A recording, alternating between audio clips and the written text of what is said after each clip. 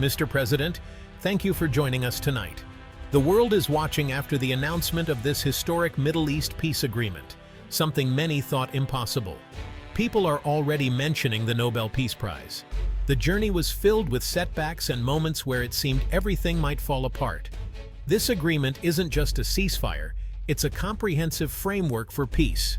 The return of all hostages, disarmament, and security guarantees for both sides. For American families, this offers new hope, a future where we build bridges, not fight wars. Mr. President, you've been invited to address the Israeli Knesset, a rare honor, especially now. What message will you deliver to the Israeli people who have lived with conflict for generations?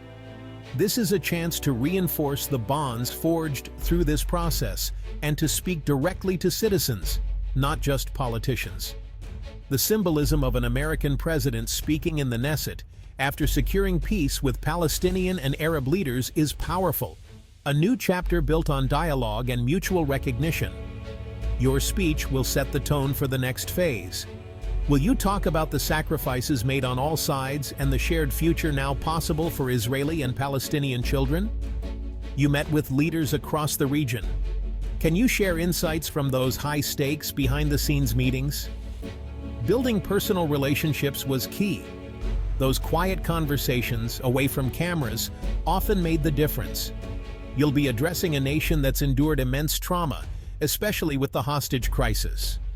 How will you offer comfort and a vision for the future? How do you plan to navigate Israel's internal politics to ensure your message of unity and hope resonates across the spectrum?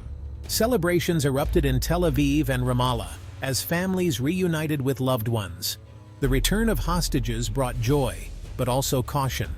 Will this peace last? In Saudi Arabia and the UAE, optimism is high. This agreement reshapes alliances, using regional integration as an incentive for peace. The celebrations are just the beginning. The real work starts now. A critical part of the agreement is security in Gaza. After the return of hostages, the next steps are disarmament and deploying an international peacekeeping force. Countries like Pakistan and Turkey have agreed to contribute troops. How significant is their involvement in guaranteeing security for a disarmed Gaza? Their participation brings cultural and religious legitimacy to the mission. This isn't occupation, it's partnership. The peacekeepers will ensure militants can't rearm and help train a new, accountable Palestinian security force. The goal is to empower Palestinians to take charge of their own security, a sustainable path to peace.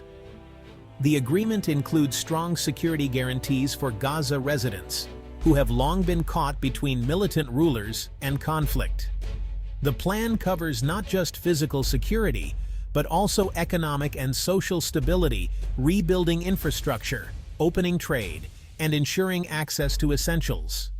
There's a massive international effort to fund Gaza's reconstruction, with contributions from the US, Europe, and Gulf states. The idea is to create a thriving economy, giving young people opportunity and hope. Undercutting extremism. How will you ensure this cycle of prosperity replaces the cycle of despair? Mr. President, even as you secure victory abroad, you face challenges at home, a potential government shutdown over healthcare subsidies. How are you managing this domestic crisis while handling delicate international negotiations? Americans are worried about healthcare and government stability. They want reassurance and a clear path forward. The shutdown threat stems from deep divisions in Congress. How do you plan to find common ground? At the same time, your administration is supporting American farmers facing uncertainty from global trade shifts, especially with China. You recently announced a new support package. How will this help farmers in states like Iowa and Nebraska? The policy aims to open new export markets, reduce reliance on single partners, and invest in sustainable practices. This isn't just a handout, it's an investment in food security and economic strength. How will you ensure farmers have the tools they need to thrive? Mr. President, let's return to the peace deal. Your senior advisor, Jared Kushner, played a central role. How critical was his involvement in getting this deal across the finish line? His persistent diplomacy and personal relationships in the region seem to have been a major factor. In negotiations, personal chemistry matters. When official channels stalled, Jared's private conversations often broke the logjam. He was more than a messenger. He was a true partner in this process. The political situation in Israel remains complex. Prime Minister Netanyahu leads a fragile coalition. Some say the deal strengthens him. Others fear it could fracture his government. What's your assessment of his political stability? The agreement's durability depends on stable leadership in Israel and the future Palestinian state. Netanyahu took a significant risk for peace, facing intense pressure from his coalition. Do you believe the Israeli people will reward that courage? This achievement provides a foundation for stability and shows that strong leadership can deliver real results. Are you confident Israel's political system will see this process through? Mr. President, a sensitive part of this process is recovering the remains of hostages who didn't survive. How is the agreement addressing this for grieving families? The agreement includes a clear process for the respectful recovery and return of remains, coordinated with humanitarian organizations and overseen by a joint Israeli-Palestinian committee. Providing closure is a critical step in rebuilding trust and demonstrating a commitment to human decency. This agreement seems to lay the groundwork for a two-state solution.